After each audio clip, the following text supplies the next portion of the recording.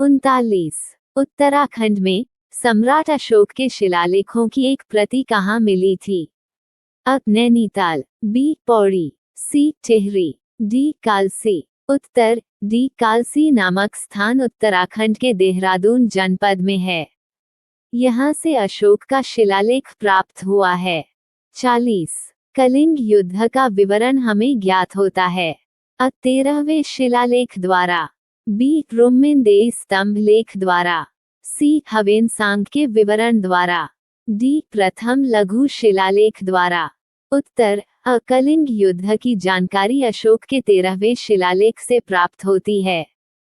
इस अभिलेख से ये भी पता चलता है कि कलिंग युद्ध उसके शासनकाल के 8वें वर्ष 261 BC में हुआ था तथा इस युद्ध से अशोक को काफी दुख पहुंचा था तथा इसके लिए उसने पश्चाताप भी किया था। 41। अशोक के निम्न अभिलेखों में से पूर्ण रूपेण धार्मिक सहिष्णुता के प्रति समर्पित कौन सा अभिलेख है? अ. शिलालेख 13वां, बी. शिलालेख 12वां, सी. स्तंभलेख 7वां, डी. भाब्रू लघु शिलालेख। उत्तर बी. शिलालेख 12वें में धार्मिक सहिष्णुता के प्रति भावना व्यक्त की गई है। इसके प्रचार प्रसार के लिए प्रयास की अभिव्यक्ति भी है। 42। निम्न में से अशोक के किस अभिलेख में पारंपरिक अवसरों पर पशु बलि पर रोक लगाई गई है? ऐसा लगता है कि यह पाबंदी पशुओं के वध पर थी।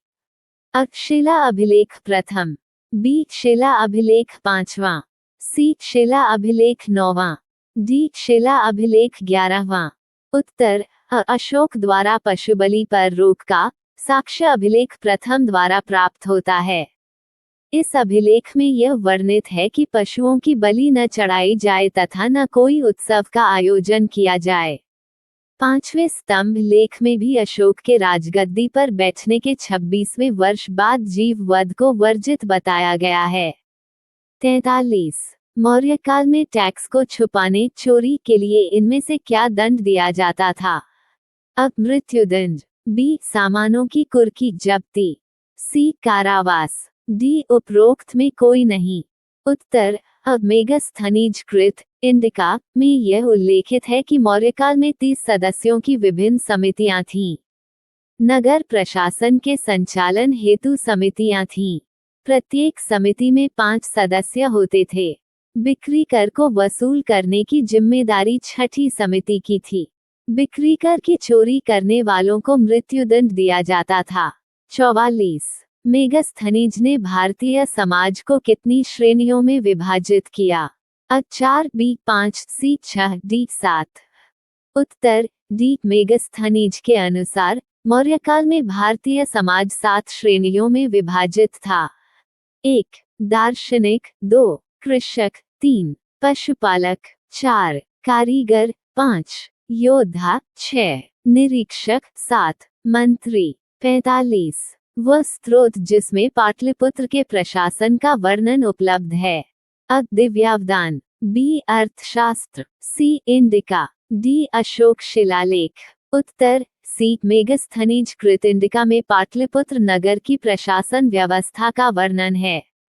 46। निम्नलिखित में से कौन सा स्रोत मौर्यों के नगर प्रशासन का विस्तृत विवरण प्रस्तुत करता है? अ. कौटिल्य का अर्थशास्त्र, बी. मेगस्थनीज की इंडिका, सी. विशाखदत्त का मुद्रा राक्षस, डी. अशोक का अभिलेख। उत्तर बी. मेगस्थनीज की इंडिका। 47। भाग एवं बलि थे? अ. सैनिक विभाग, बी. राजस्व के स्रोत, सी. धार्मिक अनुष्ठान, डी. प्रशासकीय विभाग। उत्तर बी. कौटिल्य के अर्थशास्त्र में यह वर्णित है कि राजा भूमि का मालिक होता था। फसल उत्पादन में भी उसका हिस्सा बनता था जिसे भाग कहा गया है। बलि भी एक प्रकार का कर था। 48। मौर्य काल में भूमि कर, जो कि राज्य की आय का मुख्य स्रोत था, किस अधिकारी द्वारा एकत्रित किया जाता था? अ. अग्रोनोमाई, बी. शुल्काध्यक्ष, सी. सीताध्यक्ष, डी. अक्राध्यक्ष। उत्तर सी. मौर्य काल में सीताध्यक्ष कृषि भूमि का अधिकारी होता था। अग्रोनोमाई जिले के अधिकारी होते थे। शुल्काध्यक्ष व्यापार तथा व्यवसाय कर की वसूली करता था। खानों का नियंत्रण अक्राध्यक्ष करता था। 49 मौर्य काल में सीता से तात्पर्य है अ एक देवी, बी एक धार्मिक संप्रदाय, सी राजकीय भूमि से प्राप्त आय, डी ऊसर भूमि। उत्तर सी राजकीय भूमि से प्राप्त आय को सीता कहा जाता था। 50 निम्नलिखित में से कौन मौर्ययुगीन अधिकारी तौलमान का प्रभारी था? अ पौत्वाध्यक्ष, बी पण्याध्यक्ष, सी सीताध्यक्ष, डी सूनाध्यक्ष। उत्तर अ मौर्य युगीन अधिकारी पौत्वाध्यक्ष तौलमान का प्रभार संभालता था। वाणिज्य विभाग का कार्यभार पण्याध्यक्ष देखता था। बूचड़खाने का अधिकारी सूनाध्यक्ष होता था। 51 पनकोदक सन निरोधे मौर्य प्रशासन द्वारा लिया जाने वाला जुर्माना था। अब पीने के पानी को गंदा करने पर, बी सड़क पर कीचड़ फैलाने पर, सी कूड़ा फेंकने पर, डी मंदिर को गंदा करने पर। उत्तर बी सड़क पर कीचड़ अथवा गंदगी फैलाने पर लिया जाने वाला जुर्माना पनकोदक सन निरोधे कहलाता था। 52 मौर्य काल में शिक्षा का सर्वाधिक प्रसिद्ध केंद्र था। अ वैशाली, बी नालंदा, सी तक्षशिला, डी उज्जैन। उत्तर सी तक्षशिला नामक स्थान वर्तमान में इस्लामाबाद पाकिस्तान से कुछ ही किलोमीटर दूर स्थित है। यह मौर्य काल में हिंदू तथा बौद्ध शिक्षा का प्रमुख केंद्र था। उस काल में ये शिक्षा का अंतर्राष्ट्रीय केंद्र था। वैशाली में महावीर स्वामी का जन्म हुआ था। ये बौद्ध तथा जैन परंपरा से संबंधित है। नालंदा में हुई खुदाई से यह पता चलता है कि यह बौद्ध शिक्षा का एक प्रमुख केंद्र था। इसका विस्तार 1 मील लंबा तथा आधा मील चौड़ा था। 53 निम्नलिखित में से किसमें पुनर्विवाह वर्जित प्रोहिबिट्स है? अ जातक, बी मनुस्मृति, सी याज्ञवल्क्य, डी अर्थशास्त्र। उत्तर बी मनुस्मृति के 38वें खंड में इस तथ्य का वर्णन है कि विधुर पुनर्विवाह कर सकता है परंतु विधवा स्त्री पुनर्विवाह नहीं कर सकती है। 54 विदेशियों को भारतीय समाज में मनु द्वारा दिया गया सामाजिक स्तर था। अ क्षत्रियों का, बी भ्रात्य क्षत्रियों का फॉलन क्षत्रियास, सी वैश्यों का, डी शूद्रों का। उत्तर बी मनु ने विदेशियों को भ्रात्य क्षत्रिय का सामाजिक दर्जा दिया था। 55 जल की आवश्यकता को ध्यान में रखते हुए जिस प्रथम शासक ने गिरनार क्षेत्र में एक झील का निर्माण करवाया वह था अ चंद्रगुप्त मौर्य, बी अशोक, सी रुद्रदामन, डी स्कंदगुप्त। उत्तर अब जल की आवश्यकता को ध्यान में रखते हुए चंद्रगुप्त मौर्य ने गिरनार क्षेत्र गुजरात में सुदर्शन नामक एक कृत्रिम झील का निर्माण करवाया था तथा सम्राट अशोक ने ईसा पूर्व 3री शताब्दी में इस झील से नहर निकलवाई थी। शक शासक रुद्रदामन ने ईस्वी सन 150 में झील की मरम्मत करवाई थी। प्रश्नानुसार ईस्वी सन पूर्व के शासक की बात की गई है, इसलिए सही उत्तर के रूप में केवल चंद्रगुप्त मौर्य तथा अशोक का नाम ही शामिल किया जा सकता है, रुद्रदामन का नहीं, क्योंकि रुद्रदामन का काल ईस्वी सन बाद में आता है। 56 निम्न कथनों पर विचार कीजिए। 1 मौर्य काल में भूमि कर व्यवहारतः 25% तक देना पड़ता था। 2 लाल सागर पर बनारस नामक बंदरगाह की स्थापना भारत तथा जावा सुमात्रा के बीच व्यापार को बढ़ाने के लिए की गई थी। 3 मौर्य काल में 3 प्रकार की भूमि का उल्लेख अर्थशास्त्र में मिलता है। निम्न कूटों से सही का चयन करें। अब 1 और 2, बी 2 और 3, सी 1 और 3, डी 1, 2 और 3। उत्तर सी मौर्य काल में सैद्धांतिक रूप से भूमि कर 1/6 होता था, किंतु व्यावहारिक रूप में 25% देना पड़ता था।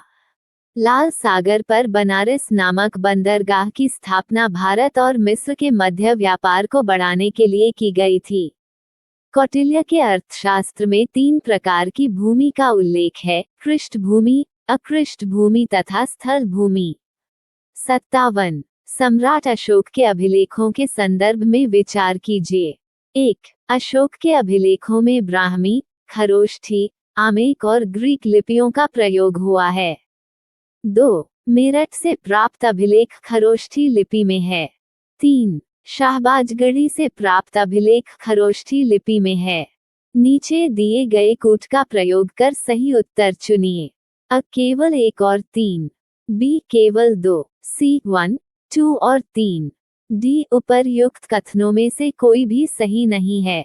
उत्तर बी अशोक के अभिलेखों में ब्राह्मी, खरोष्ठी, आमेक और ग्रीक एवं सीरियाई लिपियों का प्रयोग हुआ है। भारत के प्रमुख क्षेत्र से प्राप्त अशोक के अभिलेख जहां ब्राह्मी लिपि में है, वहीं उत्तर पश्चिम सीमा क्षेत्र और बाहर से प्राप्त अभिलेख अन्य लिपियों में है। अशोक का मेरठ से प्राप्त अभिलेख ब्राह्मी लिपि में है तथा शाहबाजगढ़ी से प्राप्त अभिलेख खरोष्ठी लिपि में है। 58. मौर्य काल में कौष्ठेयक क्या था? अब विशेष अवसरों पर राजा को दी जाने वाली भेंट। बी अधिक लाभ होने पर व्यापारियों से लिया जाने वाला कर। सी पशुओं की रक्षा के लिए लिया जाने वाला कर। डी सरकारी जलाशयों के नीचे की भूमि पर लगाया जाने वाला कर। उत्तर डी सरकारी जलाशयों के नीचे की भूमि पर लगाया जाने वाला कर कौष्ठेयक कहलाता था। विशेष अवसरों पर राजा को दी जाने वाली भेंट को औपायनिक तथा अधिक लाभ होने पर व्यापारियों से लिया जाने वाला कर पार्श्व कहलाता था। पशुओं की रक्षा के लिए विवीत नामक कर लिया जाता था।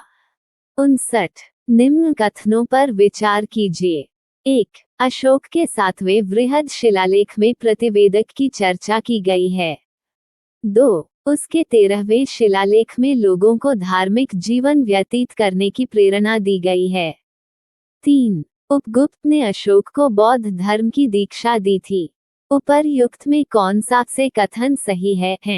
अ केवल 1, बी 1 और 2, सी केवल 3, डी 2 और 3। उत्तर सी अशोक के 7वें वृहद शिलालेख में सभी संप्रदायों के लिए सहिष्णुता का उल्लेख तथा 13वें शिलालेख में कलिंग युद्ध, 5 सीमांत यूनानी राजाओं के नाम पड़ोसी राज्यों तथा अपराध करने वाली आठविक जातियों का उल्लेख है। 60. अर्थशास्त्र में उल्लेखित 18 तीर्थों से संबद्ध युग्मों पर विचार कीजिए। 1. समाहर्ता राजकीय कोषाध्यक्ष। 2. व्यवहारिक फौजदारी न्यायालय का न्यायाधीश। 3. कर्मांतिक उद्योग धंधों का प्रधान निरीक्षक। उपर्युक्त में कौन सा से कथन सही है? अ केवल 1, बी केवल 2, सी 1 और 2, डी 2 और 3। उत्तर बी मौर्यकालीन तीर्थों में समाहर्ता राजस्व विभाग का प्रमुख होता था। राजकीय कोषाध्यक्ष को सन्निधाता कहा जाता था। व्यवहारिक न्यायालय का न्यायाधीश था। फौजदारी न्यायालय के न्यायाधीश को कंटक शोधन कहा जाता था। 61. मौर्यों के शासनकाल में सिक्के ढालने के लिए निम्नलिखित में से किन पदार्थों का उपयोग होता था? अ स्वर्ण एवं चांदी। बी चांदी एवं ताम्र। सी ताम्र एवं कांसा। डी स्वर्ण एवं ताम्र। उत्तर अ मौर्यों के शासनकाल में सिक्के ढालने के लिए स्वर्ण एवं चांदी का प्रयोग किया जाता था। मौर्य वंश का संस्थापक चंद्रगुप्त मौर्य था। धनानंद को हराने में चंद्रगुप्त की मदद चाणक्य ने की जो बाद में चंद्रगुप्त के सेनापति बने। 62. अशोक द्वारा प्रचारित धम्म क्या था? अ बौद्धमत के सिद्धांत। बी आजीविकों और चारवाकों के दर्शनों का मिश्रण। सी उस समय के अधिकांश संप्रदायों के सिद्धांतों से संगत आचार व्यवस्था। डी राज्य की धार्मिक नीति। उत्तर सी अशोक ने अपनी प्रजा के नैतिक विकास के लिए जिन आचारों और नियमों का पालन करने के लिए कहा, उन्हें ही अभिलेखों में धम्म कहा गया। संसार में अशोक की प्रसिद्धि का कारण उसकी विजय नहीं बल्कि उसका धम्म है। धम्म शब्द संस्कृत भाषा के धर्म शब्द का प्राकृत भाषा में रूपांतर है। अशोक ने अपने 12वें शिलालेख में धम्म की सारवृद्धि पर जोर दिया है। सारवृद्धि से तात्पर्य है कि अपने धर्म की उन्नति के साथ साथ अन्य धर्मों की उन्नति की कामना करना। अशोक के दूसरे व सातवें स्तंभ अभिलेख में धम्म शब्द की व्याख्या मिलती है। इसके अनुसार साधुता, बहुकल्याण कार्य करना, पाप रहित होना, मृदु बोलना, दूसरों के प्रति व्यवहार में मधुरता, दया, दान व स्वच्छता ही धम्म है। प्राणियों का वध न करना, जीव हिंसा न करना, बड़ों की आज्ञा मानना, गुरुजनों के प्रति आदर एवं सभी उचित व्यवहार भी धम्म के अंतर्गत आते हैं।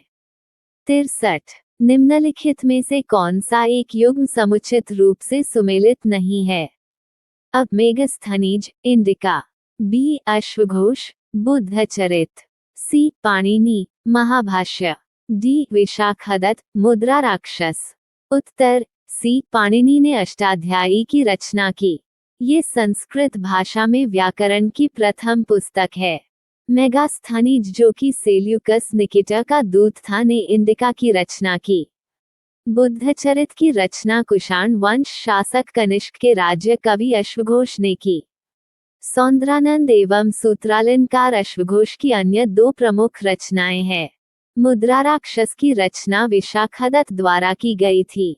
64 रेशम मार्ग विश्व के सुदूर हिस्सों के बीच जीवंत पूर्व आधुनिक व्यापार एवं सांस्कृतिक कड़ियों के अच्छे उदाहरण हैं। निम्नलिखित में से कौन सा एक रेशम मार्गों के बारे में सत्य नहीं है?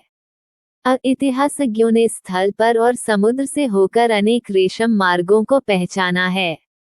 बी रेशम मार्गों ने एशिया को यूरोप और उत्तरी अफ्रीका से जोड़ा है। सी रेशम मार्ग ईस्वी सन से पूर्व अस्तित्व में थे और वे लगभग 15वीं शताब्दी तक फले फूले। डी रेशम मार्गीय व्यापार के कारण स्वर्ण और चांदी जैसी मूल्यवान धातुएं एशिया से यूरोप तक फैलीं। उत्तर डी सिल्क रूट या रेशम मार्ग प्राचीन काल और मध्यकाल में ऐतिहासिक व्यापारिक सांस्कृतिक मार्गों का एक समूह था जिसके माध्यम से एशिया, यूरोप और अफ्रीका जुड़े हुए थे।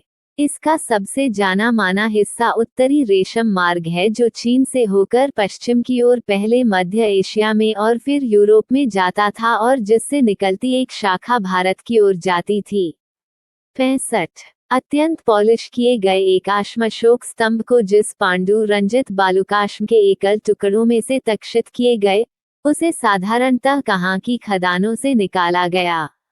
अब मिर्जापुर के समीप चुनार, बी नंदनगढ़ में लौरिया, सी वाराणसी के समीप सारनाथ, डी भुवनेश्वर के समीप उदयगिरी। उत्तर अपॉलिश किए गए एकाश्म अशोक स्तंभ को पांडु रजित बालुकाश्म के एकल टुकड़ों में से स्थापित किया गया। उसे साधारण रूप से मिर्जापुर के समीप चुनार की खदानों से निकाला गया था। अशोक के अभिलेख ब्राह्मी, खरोष्ठी आरामाइक एवं यूनानी भाषा में मिलते हैं। निर्देश निम्नलिखित प्रश्नांशों 66 एवं 67 में दो कथन हैं, कथन 1 और कथन 2। इन दोनों कथनों का सावधानी पूर्वक परीक्षण कर इन प्रश्नांशों का उत्तर नीचे दिए गए कूट की सहायता से चुनिए। कूट कथन -1 और कथन 2 दोनों सही हैं और कथन 2 कथन 1 का सही स्पष्टीकरण है। बी कथन 1 और कथन 2 दोनों सही हैं परंतु कथन 2 कथन 1 का सही स्पष्टीकरण नहीं है। सी कथन 1 सही है परंतु कथन 2 गलत है।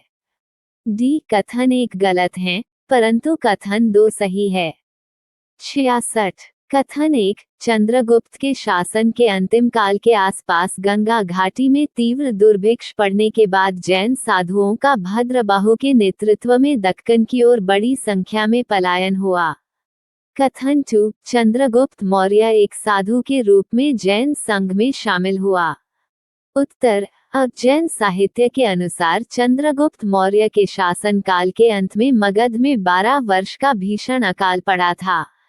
अपने जीवन के अंतिम चरण में पुत्र के पक्ष में सिंहासन छोड़कर चंद्रगुप्त मौर्य ने जैन साधु भद्रबाहु से जैन धर्म की दीक्षा ली और श्रवणबेलगोला में जाकर उपवास द्वारा शरीर त्याग दिया। 67 कथन 1 काष्ठक वास्तुशिल्पीय आदि प्रारूपों पर प्रतिरूपित बराबर पहाड़ियों की लोमश ऋषि और सुदामा गुफाएं भारत में पूर्वतम गुफा वास्तुशिल्प के उदाहरण हैं। कथन 2 बराबर पहाड़ियों की गुफाएं चंद्रगुप्त मौर्य द्वारा आजीविक मठवासियों को समर्पित की गई थीं। उत्तर सी बराबर गुफाएं भारत में चट्टानों को काटकर बनाई गई सबसे पुरानी गुफाएं हैं, जिनमें से ज्यादातर का संबंध मौर्य काल से है और कुछ में अशोक के शिलालेखों को देखा जा सकता है। ये गुफाएं भारत के बिहार राज्य के जहानाबाद जिले में गया से 24 किलोमीटर की दूरी पर स्थित हैं। इन गुफाओं का उपयोग आजीविक संप्रदाय के सन्यासियों द्वारा किया गया था। 68 अशोक के राजादेश के बारे में निम्नलिखित कथनों में से कौन सा एक सही है? स्तंभलेख साम्राज्य के सभी भागों में अवस्थित थे। बी राजादेश उनके व्यक्तिगत सरोकारों का ब्यौरा देते हैं परंतु साम्राज्य की घटनाओं के विषय में मौन हैं। सी शिलालेखों पर उत्कीर्ण लेख का विषय स्तंभलेखों पर उत्कीर्ण लेख के विषय से पूर्णतः भिन्न है। डी ग्रीक या अरमाइक लेख अन्य लेखों में प्रयोग किए गए मूल पाठ के भाषांतर या अनुवाद हैं। उत्तर डी अशोक के शिलालेखों में ब्राह्मी, खरोष्ठी एवं आरमाइक लिपि का प्रयोग हुआ है। ग्रीक एवं अरमाइक लिपि का अभिलेख अफगानिस्तान से, खरोष्ठी लिपि का अभिलेख उत्तर पश्चिम पाकिस्तान से तथा शेष भारत से ब्राह्मी लिपि के अभिलेख मिले हैं। 69 सम्राट अशोक की एकमात्र उत्कीर्ण शिला रूपचित्र कहाँ पर पाया गया है? सांची, बी अमरावती, सी कंगनहल्ली, डी अजंता। उत्तर सी कर्नाटक के गुलबर्ग जिले में भीमा नदी के किनारे स्थित कंगनहल्ली, जो कि एक प्रसिद्ध बौद्ध स्थल भी है, से महान मौर्य शासक सम्राट अशोक का एकमात्र उत्कीर्ण शिला रूपचित्र पाया गया है। इस रूपचित्र में एक राजा और रानी कुछ महिला अनुचरों से घिरे हुए हैं। पास स्थित शिलालेख में ब्राह्मी में रानियों अशोक, राजा अशोक उत्कीर्ण है, जो चित्र में अशोक के होने की पुष्टि करता है। 70 मौर्य साम्राज्य के दौरान एक जिले आहारा का प्रमुख, राजस्व का प्रधान समन्वयक तथा अपनी अधिकारिता के अंतर्गत सामान्य और सैन्य प्रकारों का प्रभारी अधिकारी किस रूप में जाना जाता था? क्रोरी क्रोरी, बी रिज्जुक, सी फौजदार, डी चिरस्तार। उत्तर बी मौर्य साम्राज्य के दौरान एक जिले का प्रमुख, राजस्व का प्रधान समन्वयक तथा अपनी अधिकारिता के अंतर्गत सामान्य और सैन्य प्रकारों का प्रभारी अधिकारी रज्जुक को माना जाता था। 71 मौर्य काल में एग्रोनोमी अधिकारी निम्नलिखित में से किस क्षेत्र से संबंधित थे? यूपीपीएससी 2020।